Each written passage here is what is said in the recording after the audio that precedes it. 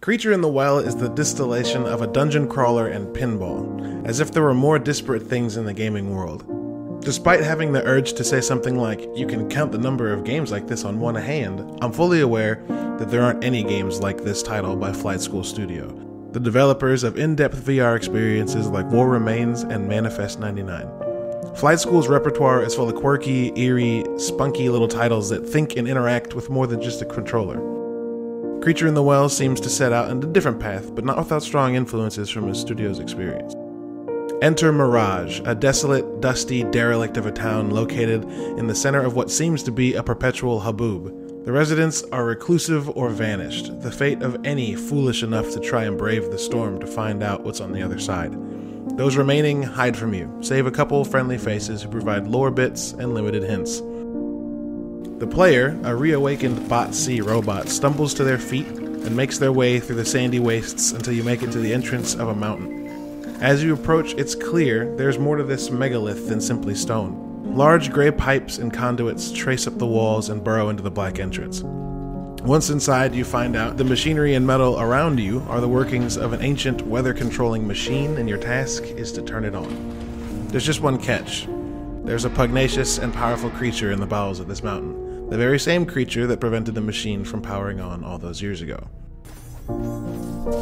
Creature in the Well takes this simple imperative and puts players through a gauntlet of increasingly tricky and finesse-reliant puzzles and challenges.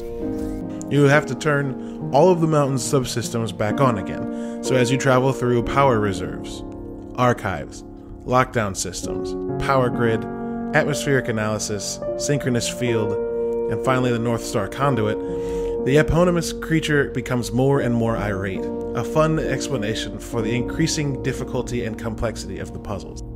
These puzzles prompt the player to charge and propel orbs of light into posts and bumpers, charging them to a point, causing them to collapse into the floor.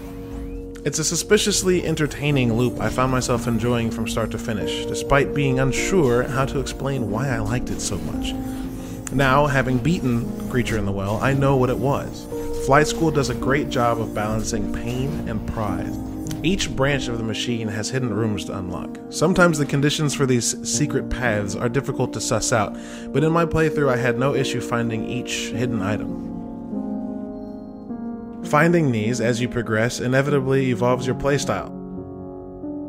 Swapping out charge and strike weapons in crucial moments of the game is paramount to your success.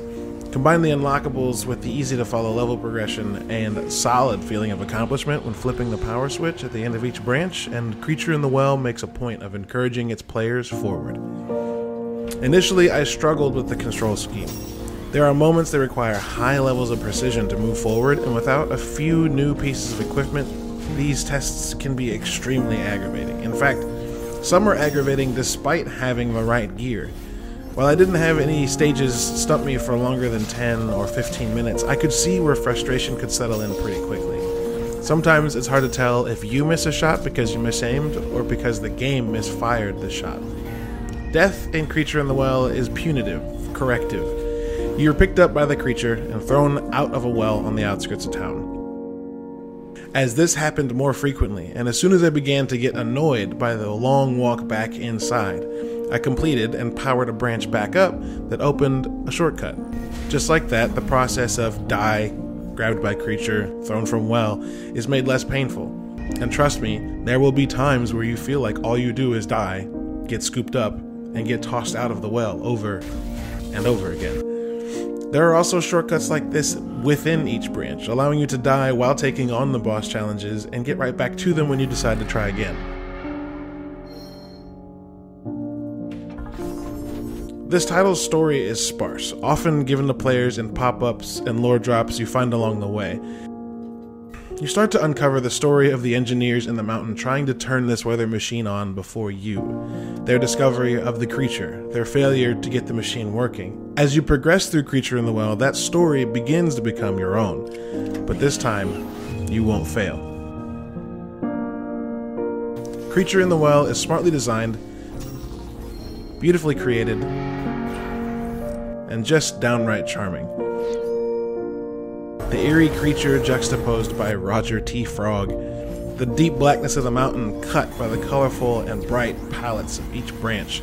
The low and subtle score punctuated by the twangs of the frying pan I'm swinging. And yes, you do get a frying pan weapon. All of it combines to make an incredibly refreshing mixture of two genres that I never would have guessed I needed. A dungeon crawler. A Dunge-Pinballer. I'm coining that. Check out Creature in the Well on Xbox One, Nintendo Switch, and PC. Did I mention it's on Game Pass?